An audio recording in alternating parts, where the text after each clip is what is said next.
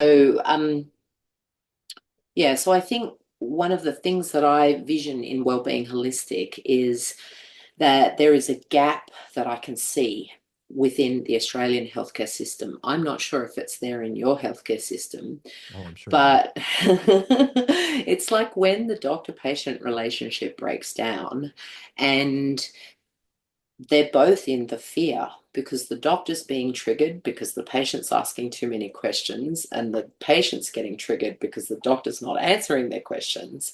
And all you need is just that extra sort of triangle piece of the puzzle. So I'm not going to be there, but I want to give people the sense of me virtually being there. Because if I started being there for every one of those consultations, I'd take myself right back into the hamster wheel that I Sure. just jumped off Yeah, of. exactly. Yeah. Yeah. So Exactly right. how do you get people to step out of the fear? I think it's stepping into your body. And the problem with that is that the fear is in their body. So it's Mm-hmm. really negotiating those two things is finding the place of fear. For me, it's in my solar plexus, and then Mm-hmm. finding another place. I've got a cold right now, so it's not for me, but the other place that I'll often use is kind of like my sinus area where the breath comes in and out. So then I'll pendulate back and forth between those two feelings. The other thing I'll do is I'll get people to get into their fear, and then I'll ask them, like, when was the best time in your life? What was the time that you felt most safe or most comfortable or most, had most fun or whatever, and get them into that. They're really feeling the feeling of that. What Mm-hmm. did that feel like? And is there a place in your body? Sometimes with the good feelings, there isn't um, a localizable place in the body. If you go deep enough, you'll often find it. But usually, because of the way we're wired, because the way our brain is wired, we're wired to pay attention to the negative, right? Of So course. the alarm is much easier to find than the good feeling. Of So it's course. it's it's really tapping into that and just showing people that the alarm is not all of who they are. The fear isn't all of who they are. So can we find a place in your body that's even neutral? Like with some people, I will just use like the tip of their elbow. It's like, well, I don't feel anything there. It's like, that's fine, you know, as long as you Okay. don't feel fear there, right? So we're finding a Okay. place where fear is not because we're Uh-huh. so trained to believe that that fear is completely overwhelming because as a child it was Yeah. completely Yeah. overwhelming. Yeah. So Yeah. when we go back into it, we revert back to that same place. The amygdala takes us back to that same place because we Mm-hmm. it has no sense of time, and we feel exactly the same way now that we did back then. So Mm-hmm. can we bring you into the present moment? Can we use touch? Can we use smell? Can we use something, somatic that Yes. shows you that this alarm, this fear isn't all of you. So that's kind of the short answer. Exactly. Yeah, yeah, no, that's a really, really good answer. So basically, if I could feed that back to you, what I got as comprehension from that is our body is in the now. So if we can ground ourselves into the body when we are almost in anticipation of potentially going into a place of where we might get triggered, is that the best time to do this, or do we really need to practice it more often?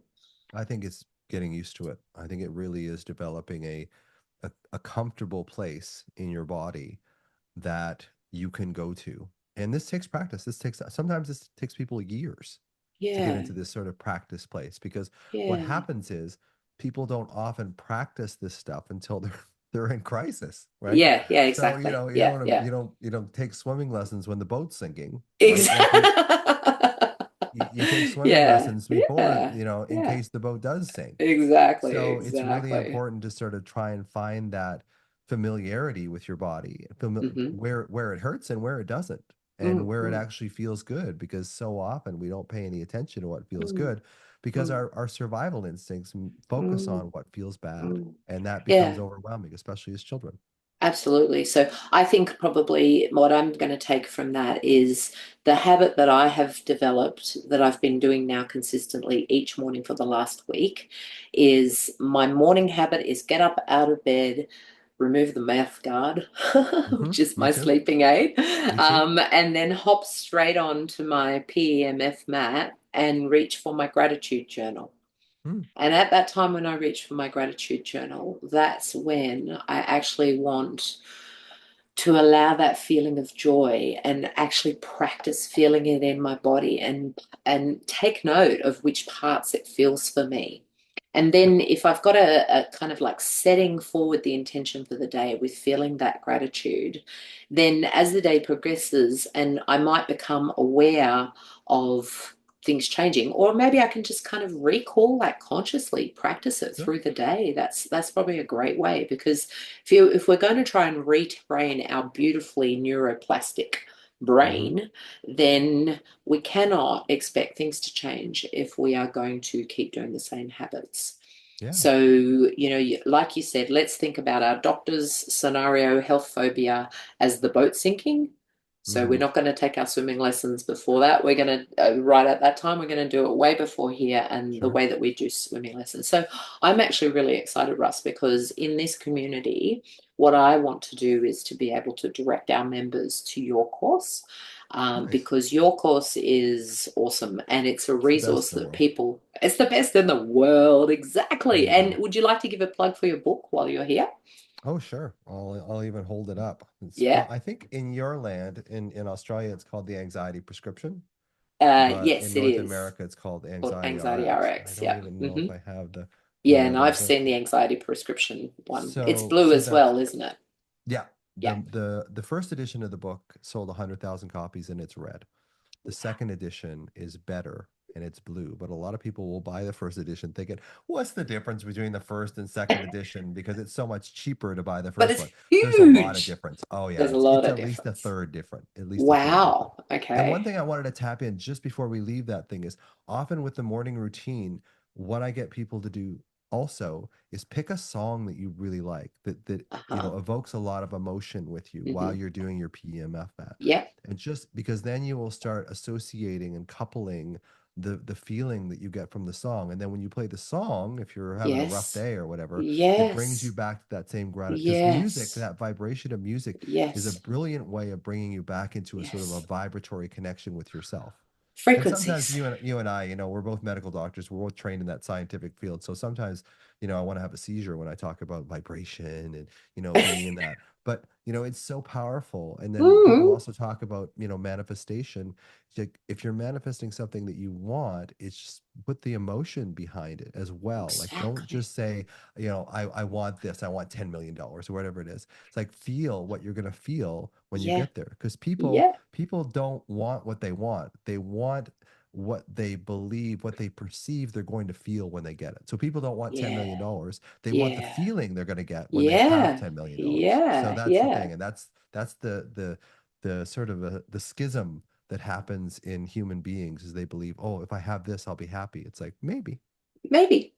Yeah, I've worked that out now. I am just having this feeling at the moment like I have the happiness in every single second of Nice. every single day. And the pressures that I used to place upon myself have just disappeared because the vision I'm asking and I'm receiving, I'm feeling like it's like being in a position of downloading, cleared out all of the shit so that there's Mm-hmm. space for the new to just come in. And it's a case of, as that information comes in, being organized in a calm way so that it's just all flowing beautifully for me. And as I've learned more about myself using the human design chart, I've got a picture here that I'll pick up. And I've learned why I have foot in mouth disease, although it's a great gift. But Okay. there is a main line between my sacral authority and my throat. So, in Yeah. other words, when I get a gut feeling it feels good and I resonate with the sacral, I should actually color it in. It is actually a colored in defined center as well. Mm-hmm. And I go, that real guttural, Yeah. yeah, it comes out and it's like I can't help but share my truth. Yeah. Too Vibration. many words Yeah. disorder. Yay. Yeah. Thank you for So, that. just bottle that up and you'll be set.